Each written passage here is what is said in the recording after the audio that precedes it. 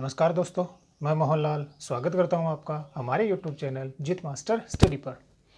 आज हम भारतीय मानसून का आगमन किस प्रकार से होता है, मानसून प्रस्फोटन किसको कहते हैं, मतलब मानसून का फटना किसको कहा जाता है, मानसून गैप क्या होता है का एक विस्तृत अध्ययन करेंगे। तो वीडियो शुरू करने से पहले यदि आप चैनल पर नए हो तो चैनल को सब्सक्राइब कीजिए, बेल आइकन को जरूर प्रेस कीजिएगा ताकि मेरे द्वारा बनाए जाने वाले वीडियो का नोटिफिकेशन आपको प्राप्त होता रहे, ठीक है ना। और वीडियो को ज़्यादा से ज़्यादा लाइक एवं शेयर कीजिए, ठीक है। तो मानसून का प्रवेश शुरू करने से पहले ये भारत का क्या है, मानचित्र है, ठीक है ना। इस भारत के मानचित्र की अगर हम बात करें तो इस भारत के मानचित्र के मध्य से होकर, है ना, यहाँ से होकर आपका एक अक्षांश गुजरता है और उस अक्षांश का क्या नाम है, उस अक्षांश का नाम है आपका कौन सा, कर्क रेखा। कौन सी रेखा गुजरती है, कर्क रेखा यहाँ से होकर गुजरती है, ठीक है ना। फिर अपन नीचे की ओर जाएं तो भारत का ये जो नीचे वाला हिस्सा है यहाँ से भूमध्य रेखा गुजरती है। कौन सी रेखा गुजरती है, यहाँ से आपकी भूमध्य रेखा गुजरती है, ठीक है ना, पता है ये तो आपको। और फिर थोड़ा सा और नीचे की ओर जाओगे ना तो यहाँ आपका कौन सा हो जाएगा, मकर रेखा वाला भाग हो जाएगा। तो ये जो है आपकी कौन सी रेखा है, ये है आपकी कौन सी, कर्क रेखा, ठीक है ना। और ये है आपकी कौन सी रेखा, भूमध्य रेखा है। कौन सी रेखा है, भूमध्य रेखा, ठीक है ना। अब यदि हम बात करें कि सूर्य की स्थिति कहाँ होती है, तो यदि आप ध्यान से देखोगे तो ये इस प्रकार से हमने बनाया कि ये आपका कौन है, सूर्य है, ठीक है ना। ये आपका कौन हो गया, सूर्य हो गया। तो सूर्य जब उत्तरी गोलार्ध में होता है, सूर्य जब कौन सी गोलार्ध में होता है, उत्तरी गोलार्ध में, मतलब जब भारत में ग्रीष्मकाल होता है, भारत में जब क्या हो, ग्रीष्मकाल हो, भारत में ग्रीष्मकाल सॉरी, तो जब भारत में क्या होता है, ग्रीष्मकाल होता है, या यूँ कहें कि जब सूर्य जो है ना वो उत्तरी गोलार्ध में होता है, तो उस समय सूर्य की जो किरणें हैं वो लंबवत पड़ती हैं किसके ऊपर, कर्क रेखा के ऊपर, है ना। सूर्य की किरणें इस प्रकार से लंबवत होती हैं किसके ऊपर, कर्क रेखा के ऊपर, ठीक है ना। जिसकी वजह से यहाँ उच्च तापमान की क्या होती है, प्राप्ति होती है, ठीक है ना। तो ये किसकी बात है, ये भारत में ग्रीष्मकाल की बात है। या सूर्य जब क्या होता है, उत्तरायण होता है, तो उस समय सूर्य की किरणें कहाँ लंबवत होती हैं, कर्क रेखा के ऊपर लंबवत होती हैं, जिसकी वजह से इस कर्क रेखा वाले भाग में किसकी प्राप्ति होती है, उच्च तापमान की प्राप्ति होती है। परिणाम स्वरूप होता क्या है कि भारत का ये जो उत्तरी भाग है, ये उत्तरी पश्चिमी भाग है, और ये जो तिब्बत वाला फटार है, कौन सा फटार है, तिब्बत का ये जो फटार है, यहाँ पर क्या बनता है, यहाँ पर आपका लो प्रेशर बनता है। यहाँ पर आपका क्या बनता है, लो प्रेशर बनता है, निम्न वायुदाब बनता है। तो क्यों बनता है, क्योंकि यहाँ अधिकतम तापमान की क्या हो रही है, प्राप्ति हो रही है, ठीक है। और पीछे के जितने भी वीडियो हैं जिनमें भारत के मानसून से संबंधित जो बेसिक कंसेप्ट्स हैं उनके बारे में मैंने आपको बताया है, तो उन वीडियो में मैंने चर्चा की है कि वायुदाब और जो तापमान होता है ना उसमें व्युत्क्रमानुपाती संबंध होता है, मतलब विलोमानुपाती संबंध होता है। अगर तापमान ज़्यादा है तो वायुदाब हमेशा ही क्या होगा, कम होगा। तो क्यों होगा, क्योंकि ज़्यादा तापमान की वजह से यहाँ की जो पवनें होती हैं, यहाँ की जो वायु होती है उसको क्या कर दिया जाता है, उसका विस्थापन यहाँ से कर दिया जाता है, ठीक है ना। तो जब सूर्य उत्तरायण होता है या जब भारत में ग्रीष्मकाल होता है तो सूर्य का जो विकिरण है या सूर्य की जो किरणें हैं वो कर्क रेखा पर क्या होती हैं, लंबवत पड़ती हैं, जिसकी वजह से भारत के उत्तरी पश्चिमी और विशेषकर तिब्बत वाले भाग में क्या बनता है, लो प्रेशर बनता है। इसी समय यदि हम जाएं, भारत में जब ग्रीष्मकाल होता है मतलब सूर्य जब उत्तरायण होता है, इसी समय यदि हम जाएं तो जो आपका कौन सा गोलार्ध है, दक्षिणी जो गोलार्ध है, मतलब भूमध्य रेखा से नीचे की ओर यदि हम जाएं मकर रेखा के ऊपर, तो उसी समय जो आपका कौन सा गोलार्ध है, जो आपका दक्षिणी गोलार्ध है, उस दक्षिणी गोलार्ध में मतलब मकर रेखा के ऊपर सूर्य की किरणें क्या होती हैं, तिरछी होती हैं। सूर्य की किरणें क्या होती हैं, इस प्रकार से तिरछी होती हैं, जिसकी वजह से दक्षिणी गोलार्ध में किसकी प्राप्ति, तापमान की क्या होती है, कम प्राप्ति होती है, ठीक है ना। और दक्षिणी गोलार्ध में कम तापमान प्राप्त होने की वजह से क्या बनता है, हाई प्रेशर बनता है। कौन सा प्रेशर बनता है, हाई प्रेशर बनता है। तो कहने का मतलब ये हो गया कि जब भारत में ग्रीष्मकाल होता है या जब सूर्य की स्थिति उत्तरायण होती है, तो उत्तरायण होने के कारण से भारत का ये जो उत्तरी पश्चिमी भाग है, उत्तरी जो भाग है, विशेषकर अपना तिब्बत वाला जो भाग होता है, यहाँ पर क्या बनता है, निम्न वायुदाब बनता है। और इसी समय दक्षिण गोलार्ध में क्या होता है, हाई प्रेशर होता है, उच्च वायुदाब होता है। परिणाम स्वरूप दक्षिणी गोलार्ध की जो पवनें होती हैं वो कहाँ चलती हैं, इस लो प्रेशर वाले भाग की ओर, निम्न वायुदाब वाले भाग की ओर चलती हैं। तो कैसे चलती हैं ये समझने से पहले पिछले वीडियो में हमने आपसे ये चर्चा की है कि भूमध्य रेखा से ये जो 30 डिग्री, मतलब इस प्रकार से यदि हम जाएं तो ये आपका कोण है, ग्लोब है, ठीक है ना। तो मैंने पिछले वीडियो में चर्चा की है कि ये आपका 0 से 5 डिग्री अक्षांश वाला भाग है ना। और उत्तरी गोलार्ध में ये 30 डिग्री से 35 डिग्री उत्तरी अक्षांश, और दक्षिणी गोलार्ध में भी ये 30 डिग्री से 35 डिग्री दक्षिणी अक्षांश वाला जो भाग है, यहाँ पर जो पवन चलती है उसका नाम है कौन सी, व्यापारिक पवन। कौन सी पवन है, व्यापारिक पवन यहाँ चलती है।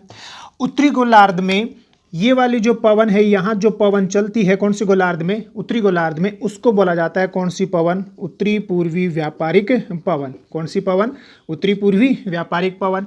और दक्षिणी गोलार्ध में यहाँ जो पवन चलती है उसका नाम है कौन सी, दक्षिणी पूर्वी व्यापारिक पवन होती है।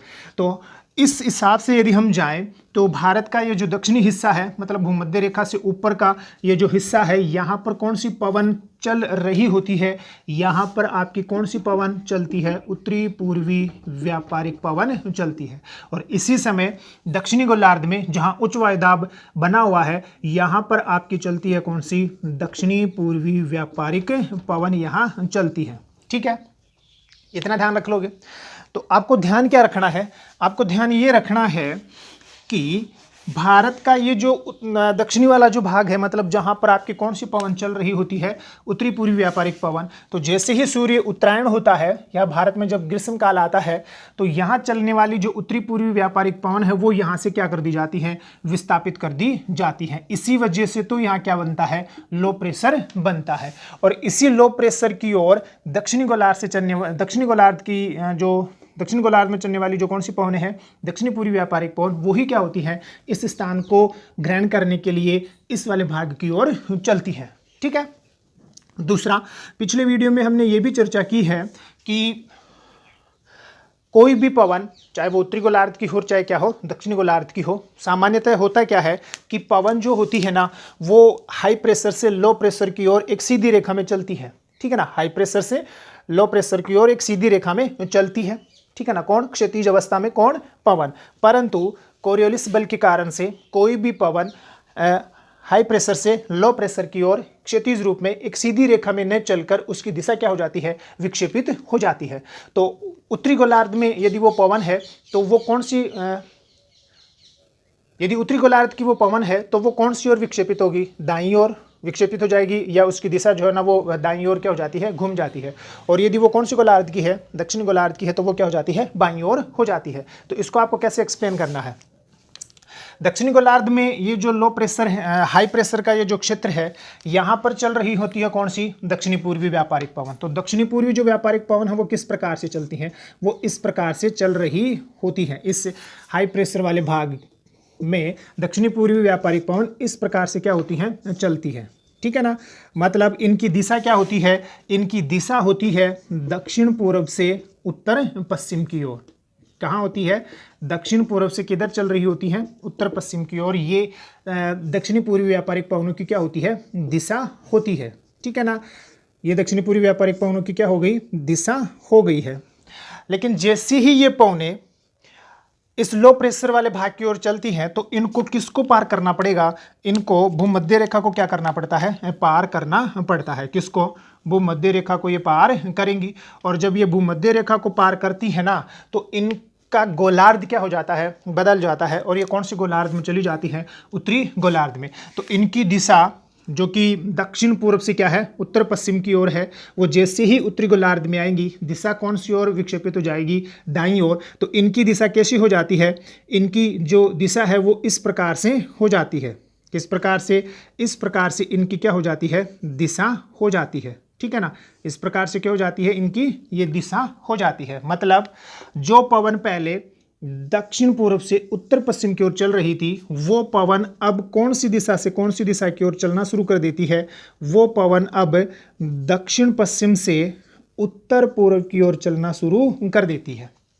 ठीक है, और यही वास्तव में आपका क्या हो जाता है, दक्षिणी पश्चिमी मानसून हो जाता है। ठीक है ना, या ग्रीष्मकालीन मानसून हो जाता है। कौन सा, ग्रीष्मकालीन मानसून यही होता है। तो प्रश्न ये बनता है कि जो दक्षिणी पश्चिमी मानसूनी पवने हैं ये वास्तव में कौन सी पवने हैं। तो दक्षिणी पश्चिमी जो मानसूनी पवने हैं ये वास्तव में कौन सी पवने हैं, ये दक्षिणी गोलार्ध में चलने वाली दक्षिणी पूर्वी क्या है, व्यापारिक पवन है।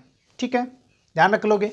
अब ये दक्षिणी पश्चिमी जो मानसूनी पवने हैं जो वास्तव में दक्षिणी गोलार्ध की कौन सी पवने हैं, दक्षिणी पूर्वी व्यापारिक पवने हैं, ये कहाँ से कहाँ वाले भाग में जो है ना उत्तरी गोलार्ध में प्रवेश करती हैं। तो ये ध्यान रख लेना कि ये जो व्यापारिक पवनें होती है ना, ये कौन सी, ये जो दक्षिणी पश्चिमी मानसूनी पवनें होती हैं ये उत्तरी गोलार्ध में, ये उत्तरी गोलार्ध में 40 डिग्री पूर्वी देशांतर, कौन सा है, 40 डिग्री पूर्वी देशांतर, ठीक है ना, और 60 डिग्री पूर्वी देशांतर के मध्य कौन सी गोलार्ध में प्रवेश करती है, कौन सी गोलार्ध में, उत्तरी गोलार्ध में क्या करती है, प्रवेश करती है। ठीक है, ध्यान रख लोगे। कौन से अक्षांशों के मध्य, 40 डिग्री से 60 डिग्री पूर्वी देशांतरों के मध्य ये क्या करती है, उत्तरी गोलार्ध में प्रवेश करती है। ठीक है, जैसे ही ये उत्तरी गोलार्ध में प्रवेश करती हैं, भारत का ये जो पश्चिमी तट है, इस पश्चिमी तट से टकराकर ये दो शाखाओं में क्या हो जाती हैं, विभाजित हो जाती हैं। एक जो शाखा है वो तो आपकी कौन सी हो जाती है, अरब सागर की शाखा। कौन सी शाखा है, अरब सागर की शाखा है। ठीक है, मैं इसको यहाँ से सही कर रहा हूँ, है ना। तो ये आपका कौन सा वाला भाग है, ये आपका 40 डिग्री पूर्वी देशांतर है। ध्यान रखना 40 डिग्री क्या है, पूर्वी देशांतर है। तो एक जो शाखा है वो तो कौन सी हो गई, अरब सागर की शाखा, और एक जो शाखा है वो आपकी कौन सी हो जाती है, बंगाल की खाड़ी की शाखा हो जाती है। कौन सी शाखा, बंगाल की खाड़ी की शाखा ये आपकी हो जाती है। ठीक है ना, ध्यान रख लोगे। दो शाखाओं में क्या हो गई, विभाजित हो गई।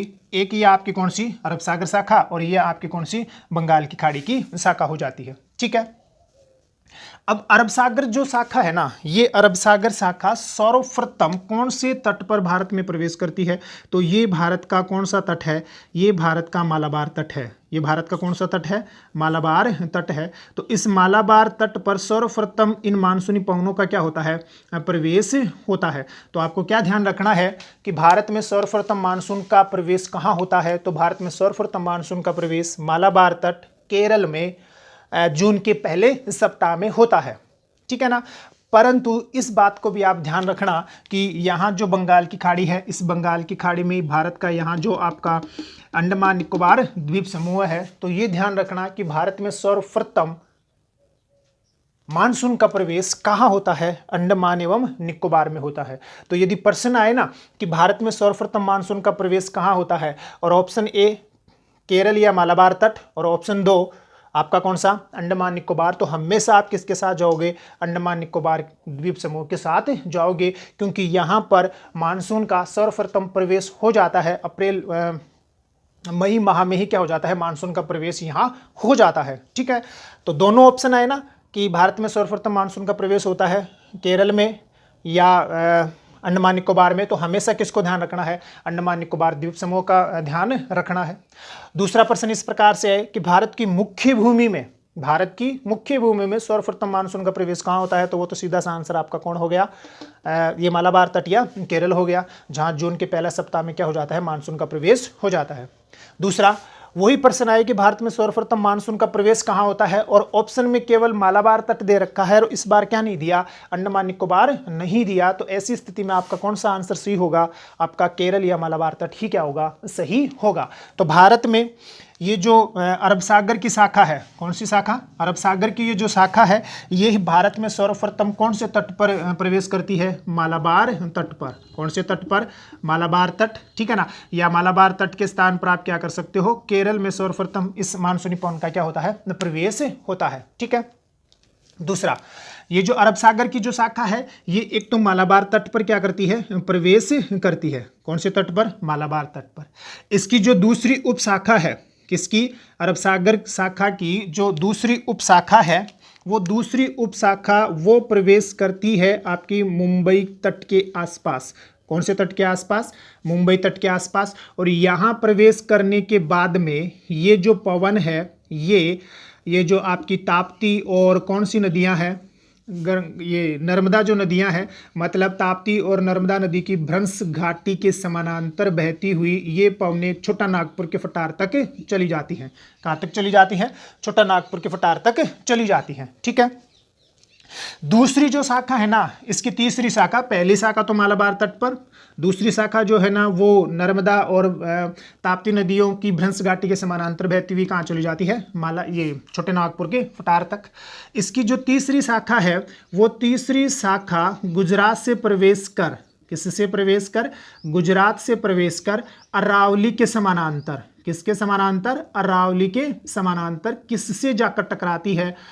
हिमालय से जाकर टकराती है। किससे जाकर? हिमालय से जाकर क्या होती है? टकराती है। और यहाँ टकराने के बाद में ये वापस क्या होती है? घूमती है और पंजाब हरियाणा के मैदानी भागों में किसका इंतजार कर रही होती है? ये बंगाल की खाड़ी की पवनों का इंतजार कर रही होती है। तो आपको क्या ध्यान रखना है कि अरब सागर जो शाखा है, ये भारत में 3 प्रकार से प्रवेश करती है। मालाबार तट पर, फिर आपकी मुंबई तट के पास में प्रवेश कर नर्मदा और ताप्ती नदियों की जो भ्रंश घाटी हैं के समानांतर छोटा नागपुर के फटार तक जाती है, और एक जो है ना गुजरात के तटीय भाग से प्रवेश कर अरावली के समानांतर हिमालय से जाकर क्या होती है? टकराती है। किससे टकराती है? हिमालय से जाकर टकराती है और वापस वहाँ से क्या होती है? घूमती है और पंजाब हरियाणा के मैदानी भागों में, किसके? पंजाब हरियाणा के मैदानी भागों में ये जो बंगाल की खाड़ी की शाखा की जो मानसूनी पवनें हैं उससे क्या होती है? मिल जाती है। अब बात करें बंगाल की खाड़ी की जो शाखा है, ये बंगाल की खाड़ी की जो शाखा है, इसकी 2 उपशाखाएं होती हैं। एक जो उपशाखा होती है वो बांग्लादेश से होकर, किससे होकर? बांग्लादेश से होकर प्रवेश करती है। ठीक है ना। और बांग्लादेश से होकर प्रवेश करने के साथ ही आपको पता है कि ये जो यहाँ पर आपका ये वाला जो हिस्सा है, यहाँ है आपका मेघालय का फटार। कौन सा फटार है ये है आपका कौन सा फटार? मेघालय का फटार है या शिलोंग का फटार है। इस मेघालय के फटार पर गारो खासी जयंतियों की पहाड़ियाँ हैं जो कीपनुमा आकार में है। कौन से में? कीपनुमा आकार में है। इस वजह से ये जो पवन है ये यहाँ पर जोरदार क्या करती है? वर्षा करती है। और आपको पता है कि यहाँ पर जो मासिन राम है, यहाँ पर कौन सा है? मासिन जो राम है, ठीक है ना, चेरापूंजी वाला जो भाग है मेघालय का, यहाँ विश्व की क्या होती है? सर्वाधिक वर्षा होती है। तो किस कारण से होती है? क्योंकि यहाँ कीपनुमा क्या है? पहाड़ियाँ हैं और कौन कौन सी? गारो खासी जयंतियाँ। उसकी वजह से पवनों को मजबूरन क्या करना होता है? ऊपर की ओर उठना पड़ता है। परिणाम स्वरूप यहाँ 1100 सेंटीमीटर से ज़्यादा क्या होती है? वर्षा होती है। कहाँ पर? मासिन राम पर। दूसरी जो शाखा है ना वो यहाँ से प्रवेश कर हिमालय से टकराकर जो है ना वो क्या होती है? मतलब थोड़ा सा भाग जो है ना वो अपना पश्चिमी बंगाल वाला, बाकी पश्चिमी ये बांग्लादेश से ही प्रवेश करती है। और किससे टकराती है? ये हिमालय वाले भाग से टकराती है और टकराकर जो है ना ये क्या हो जाती है? पश्चिम की ओर घूम जाती है। किससे घूम जाती है? पश्चिम की ओर घूम जाती है। गंगा के मैदान के समानांतर बहती हुई ये पंजाब हरियाणा के मैदानी भागों में किससे मिल जाती है भाई? ये यहाँ वाला जो भाग है यहाँ किससे मिल जाती है? अरब सागर की शाखा से क्या हो जाती है? मिल जाती है। कौन से वाले भाग में? पंजाब हरियाणा के मैदानी भाग में। एक जो शाखा है बंगाल की खाड़ी की, वो किससे मिलती है? जैसे वो हिमालय से टकराकर पश्चिम की ओर घूमती है तो वो किससे मिल जाती है? छोटा नागपुर के फटार वाले भाग में इस अरब सागर की उपशाखा से क्या हो जाती है? मिल जाती है। ठीक है। इस प्रकार से ये क्या होती हैं? आपकी मानसूनी पवनें होती हैं। ये जो यहाँ पंजाब हरियाणा के मैदानी भागों में अरब सागर और बंगाल की खाड़ी की ये जो शाखा क्या हुई है? आपस में मिल गई है। ये दक्षिण पूर्व वाले भाग से राजस्थान में क्या करती हैं? प्रवेश करती हैं। कौन से वाले भाग से? राजस्थान के दक्षिणी पूर्वी भाग से होकर क्या करती हैं? प्रवेश करती हैं और राजस्थान में क्या करती हैं? वर्षा करती हैं। क्योंकि ये कहाँ से चल रही होती है? दक्षिणी पूर्वी भाग से। इस वजह से इनको राजस्थान में कौन सी पवनें कहा जाता है? पूर्वा पवने कहा जाता है। कौन सी पवने कहा जाता है? पूर्वा पवने कहा जाता है। तो इस पर भी बहुत ही अच्छा क्या बनता है? प्रश्न बनता है कि पूर्वा या पूर्वाई, पूर्वा या फिर कौन सी पूर्वाई क्या होती है ना। तो सीधा सा प्रश्न बनता है कि पूर्वा क्या होती है या पूर्वाई पवने किनको कहा जाता है। तो ऑप्शन आपका बंगाल की खाड़ी की मानसूनी पवने होती है, अरब सागर की मानसूनी पवने होती हैं, या शीतकाल में चलने वाली मानसूनी पवने होती है, या पश्चिमी विक्षोभ की जो पवने हैं वो होती हैं। तो कौन सी होती है? बंगाल की खाड़ी की जो मानसूनी पवने हैं जो पंजाब हरियाणा के मैदानी भागों में अरब सागर की शाखा से क्या होती है? मिलती हैं, उन्हीं को क्या कहा जाता है? पूर्वा कहा जाता है। तो वास्तव में पूर्वा क्या है? बंगाल की खाड़ी से आने वाली मानसूनी पवने ही क्या कहलाती हैं? पूर्वा कहलाती हैं। ठीक है, ध्यान रख लोगे ना। तो सारी चीज़ें आपकी यहाँ क्या हो गई है? कंप्लीट हो गई है कि प्रश्न सुनना कि दक्षिणी पश्चिमी जो मानसून है इसका सर्वप्रथम प्रवेश कहाँ होता है? तो केरल में हो जाएगा। अगर केरल और अंडमान निकोबार दोनों ऑप्शन आ रहे हैं तो सर्वप्रथम कहाँ होता है? अंडमान और निकोबार में होता है। और अगर वो ऑप्शन नहीं आ रहा है तो हमेशा आपका केरल या मालाबार तट हो जाएगा। ठीक है, दूसरी बात, सर्वाधिक वर्षा कहाँ होती है? तो मासिनराम चेरापूंजी में होती है। दक्षिणी पश्चिमी मानसूनी पवने ही वास्तव में कौन सी पवने हैं? तो दक्षिणी गोलार्ध में चलने वाली दक्षिणी पूर्वी व्यापारिक पवने ही वास्तव में कौन सी पवने हैं? दक्षिणी पश्चिमी मानसूनी पवने हैं, जो जैसे ही उत्तरी गोलार्ध में प्रवेश करती हैं कोरियोलिस बल के कारण से इनकी दिशा दक्षिण पूर्व, जो पहले दक्षिण पूर्व से उत्तर पश्चिम हुआ करती थी वो बदलकर क्या हो जाती है? दक्षिण पश्चिम से उत्तर पूर्व की ओर हो जाती है। तो दक्षिणी पश्चिमी जो मानसूनी पवने हैं वो वास्तव में कौन सी पवने हैं? दक्षिणी पूर्वी व्यापारिक पवने हैं, जो कहाँ चलती हैं? दक्षिण गोलार्ध में चलती है। फिर आपकी पूर्वा क्या होती है? तो पूर्वा बंगाल की खाड़ी से आने वाली मानसूनी पवनों को क्या कहा जाता है? पूर्वा कहा जाता है। क्या कहा जाता है? इनको पूर्वा कहा जाता है। ठीक है, दूसरा, ये तो मानसून का क्या हो गया? आपका प्रवेश हो गया। अब एक प्रश्न आता है कि मानसून का प्रस्फोटन क्या होता है, या मानसून का फटना किसको कहा जाता है? तो जरा ध्यान से देखिए कि मानसून का फटना कौन सा एक शब्दावली आती है जिसका नाम है कौन? मानसून प्रस्फोटन या प्रस्फोट। ठीक है ना। तो मानसून का फटना क्या होता है? तो मानसून के फटने का मतलब ये होता है कि जैसे ही भारत में दक्षिणी पश्चिमी मानसून प्रवेश करती हैं, या जैसे ही भारत में मानसून का प्रवेश होता है, ये मानसून भारत में जोरदार क्या करता है? प्रवेश के साथ ही वर्षा करता है। तो उसी को क्या कहा जाता है? मानसून प्रस्फोटन कहा जाता है। मतलब मानसून के प्रवेश करने के साथ ही जोरदार वर्षा कर देना, वही क्या कहलाता है? आपका मानसून प्रस्फोटन कहलाता है। मानसून का फटना उसको कहा जाता है। ठीक है, दूसरी शब्दावली आपकी काम में ली जाती है मानसून का गैप या मानसून का विच्छेद। क्या बोलते हैं? मानसून का विच्छेद या गैप। तो जो विच्छेद है इसके स्थान पर आपको गैप शब्द भी मिल सकता है, इसके स्थान पर विभंगता, कौन सा? विभंगता भी मिल सकता है कि मानसून विभंगता क्या होती है ना। मानसून गैप क्या होता है? मानसून विच्छेद क्या होता है? तो इसको समझना कि मानसून जैसे ही भारत में प्रवेश करेगा तो जोरदार वर्षा करेगा, उसको क्या कहा जाएगा? मानसून का प्रस्फोटन कहा जाता है। ठीक है ना।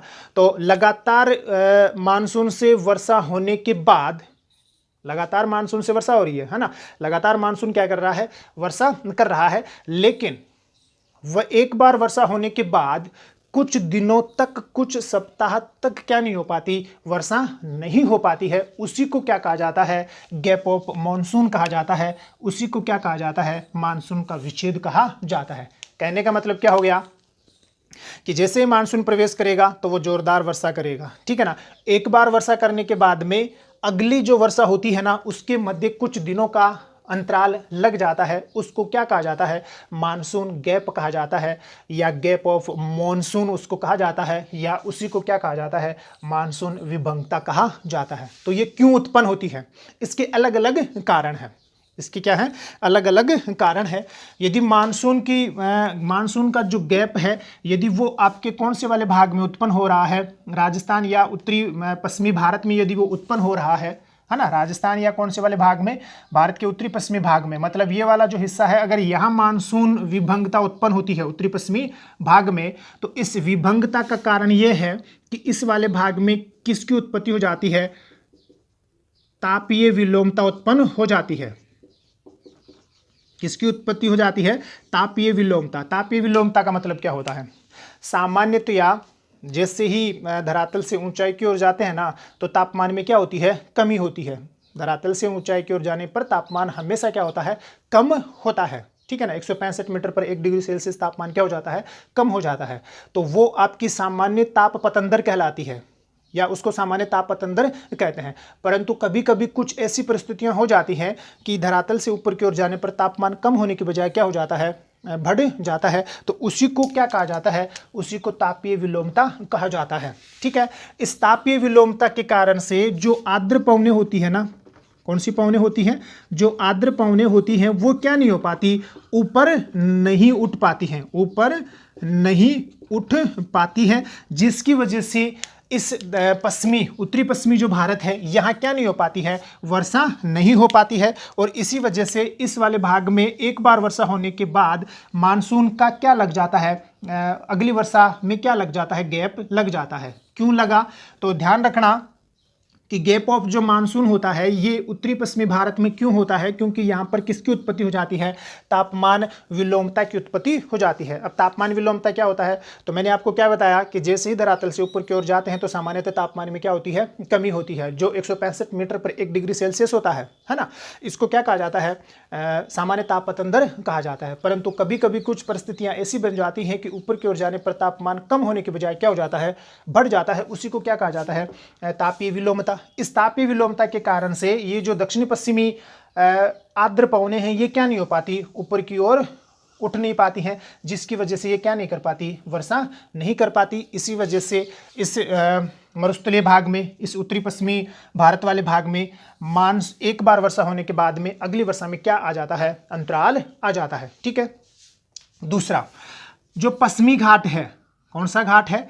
ये जो आपका पश्चिमी घाट है, इस पश्चिमी घाट पर ये मानसून का गैप इसलिए लगता है क्योंकि पश्चिमी घाट जो होता है ना, ये मानसूनी पवनों के मार्ग में अवरोध का कार्य करता है। और मानसूनी पवनों के मार्ग में अवरोध के कार्य के कारण से इस पश्चिमी घाट पर देश की सर्वाधिक क्या होती है? वर्षा होती है। क्योंकि ये पश्चिमी घाट जो है ना, देश का सर्वाधिक वर्षा वाला भाग होता है। परंतु एक बार वर्षा होने के बाद में होता ये है कि अरब सागर की जो मानसूनी पवनें हैं, जो कि मालाबार तट से प्रवेश कर रही हैं, मुंबई तट से क्या कर रही है? प्रवेश कर रही हैं, और यहाँ गुजरात के तट से क्या हो रही है? प्रवेश कर रही है। तो ये प्रवेश करने की बजाय ये क्या होती हैं? इस पश्चिमी घाट के समानांतर बहना क्या कर देती है? शुरू कर देती हैं, जिसके कारण से क्या नहीं हो पाती? वर्षा नहीं हो पाती है। तो जो पश्चिमी घाट वाला भाग है, जो पश्चिमी तटीय भाग है, यहाँ पर एक वर्षा के बाद में अगली वर्षा में जो अंतराल का कारण है, जिसको मॉनसून का गैप कहते हैं, उसका कारण यह है कि मानसूनी पवनें तट के समानांतर बहना शुरू कर देती है। इस वजह से यहाँ क्या नहीं हो पाती है? वर्षा नहीं हो पाती है, ठीक है ना। दूसरा, गंगा के मैदान में, कौन से वाले भाग में? गंगा का जो मैदानी भाग है, इस गंगा के मैदानी भाग में जो है ना, मानसून का गैप क्यों लगता है? तो गंगा का जो मैदानी भाग है, यहाँ मानसून का गैप दो कारणों से लगता है। पहला कारण मैंने आपको पिछले वीडियो में बताया था कि एक आईटीसी जेड होता है जिसको मानसून का गर्त कहते हैं, और ये आईटीसी जो जेड होता है ना, ये क्या करता है? भारत में मानसून को लाने में क्या होता है? सहायक होता है।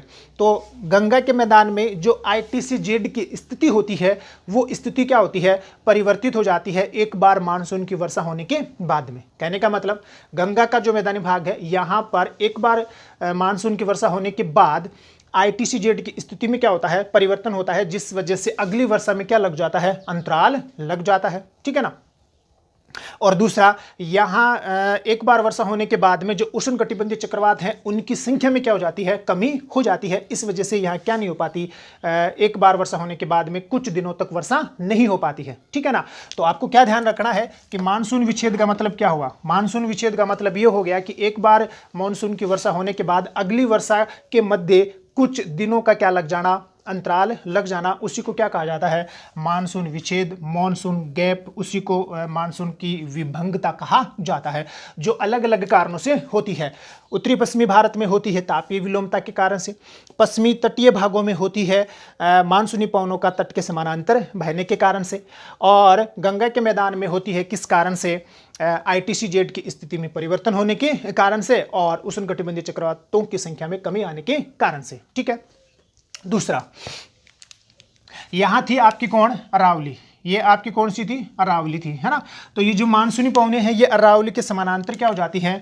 आगे की ओर निकल जाती हैं और हिमालय से जाकर टकराती हैं। तो ये राजस्थान वाला जो भाग होता है, राजस्थान का पश्चिमी जो भाग होता है, यहाँ क्या नहीं कर पाती? वर्षा नहीं कर पाती है। क्या नहीं कर पाती?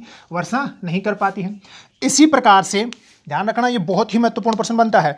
इसी प्रकार से मालाबार तट के जस्ट समानांतर, मालाबार तट के जस्ट समानांतर तमिलनाडु वाला ये जो भाग है, यहाँ कौन सा तट है? कोरोमंडल तट है। ये कौन सा तट है? कोरोमंडल तट है। तो इस कोरोमंडल तट पर भी बंगाल की खाड़ी की ये जो दक्षिणी पश्चिमी मानसूनी पवनें हैं वो क्या नहीं कर पाती? वर्षा नहीं कर पाती हैं, क्योंकि पवनें इसी के समानांतर निकल जाती हैं। ठीक है।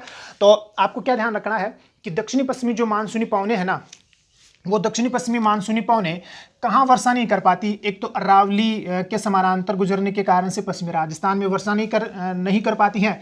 इस वजह से अरावली के जो पास वाला भाग है ना, वो दक्षिणी पश्चिमी मानसूनी पवनों का कौन सा क्षेत्र कहलाता है? वृष्टि छाया क्षेत्र कहलाता है। ध्यान रखना, वृष्टि छाया क्षेत्र वो होता है जहाँ पर मानसून से क्या नहीं होती? वर्षा नहीं होती। मतलब जो पवनें होती है ना, वो समानांतर बहती हैं। कोई भी, जैसे मान ले कि अरावली पर्वत है, तो अरावली पर्वत के समानांतर पवनें बहती हुई आगे की ओर चली जाती है और मार्ग में कोई अवरोध नहीं होने के कारण से इस अरावली वाले भाग में वो क्या नहीं कर पाती? वर्षा नहीं कर पाती है। इस वजह से वो कौन सा क्षेत्र बन जाता है? वृष्टि छाया क्षेत्र बन जाता है। इसी प्रकार से वृष्टि छाया क्षेत्र आपका कौन बनता है? कोरोमंडल तट भी बनता है। तो यहाँ भी ध्यान रखना कि कोरोमंडल जो तट है ये दक्षिणी पश्चिमी मानसूनी पवनों का कौन सा क्षेत्र कहलाता है? वृष्टि छाया क्षेत्र कहलाता है। कौन सा क्षेत्र कहलाता है? वृष्टि छाया क्षेत्र कहलाता है, जो ग्रीष्मकालीन मानसूनी पवनों से या दक्षिणी पश्चिमी मानसूनी पवनों से क्या नहीं प्राप्त कर पाता? वर्षा प्राप्त नहीं कर पाता है। तो बहुत ही अच्छा प्रश्न बनता है ये कि निम्न में से भारत का वो कौन सा क्षेत्र है जो ग्रीष्मकालीन मानसूनी पवनों से वर्षा नहीं प्राप्त कर पाता या प्राप्त नहीं कर पाता? वो कौन सा है? कोरोमंडल तट है, तमिलनाडु वाला। ये दक्षिणी पश्चिमी मानसूनी पवनों से क्या नहीं कर पाता? वर्षा प्राप्त नहीं कर पाता है, वृष्टि छाया क्षेत्र के अंतर्गत आता है। इसी प्रकार से आपका कौन सा आता है? अरावली प्रदेश भी वृष्टि छाया क्षेत्र के अंतर्गत आता है। ठीक है, ध्यान रख लोगे। फिर ये जो कोरोमंडल तट है ये किससे वर्षा प्राप्त करता है? तो जैसे ही मानसून वापस लौटता है, शीतकाल का जो मानसून होता है जिसको उत्तरी पूर्वी मानसूनी पवनें या लौटता हुआ मानसून कहते हैं, वो मानसून जो है वो कहाँ वर्षा कर पाता है? इस कोरोमंडल तट पर वर्षा कर पाता है। इसका भी एक बहुत ही अच्छा क्या बनता है? प्रश्न बनता है कि भारत की शीतकाल में भारत के दक्षिणी भाग में, शीतकाल में भारत के दक्षिणी भाग में विशेषकर कौन से तट पर? कोरोमंडल तट पर होने वाली वर्षा का क्या कारण है? तो लौटता हुआ मानसून या उत्तरी पूर्वी मानसून के कारण से भारत के दक्षिणी हिस्से में, मतलब कोरोमंडल तट पर क्या होती है? वर्षा होती है। ठीक है, आपको पता है कि शीतकाल में भारत के उत्तरी पश्चिमी भाग में भी क्या होती है? वर्षा होती है, लेकिन उसका कारण लौटता हुआ मानसून या उत्तरी पूर्वी मानसूनी पवनें नहीं है। उसका कारण पश्चिमी विक्षोभ है। उस पश्चिमी विक्षोभ के कारण भारत के उत्तरी पश्चिमी भाग में शीतकाल में क्या होती है? वर्षा होती है। ठीक है, मुझे उम्मीद है कि भारतीय मानसून का प्रवेश आपको समझ में आया है। मानसून का प्रस्फोटन किसको कहते हैं ये भी समझ में आया होगा, और मानसून का विच्छेद क्या होता है, किन कारणों की वजह से मानसून आ गया होगा। तो आपसे उम्मीद है कि वीडियो को ज़्यादा से ज़्यादा लाइक एवं शेयर कीजिए। आज के लिए इतना ही, धन्यवाद।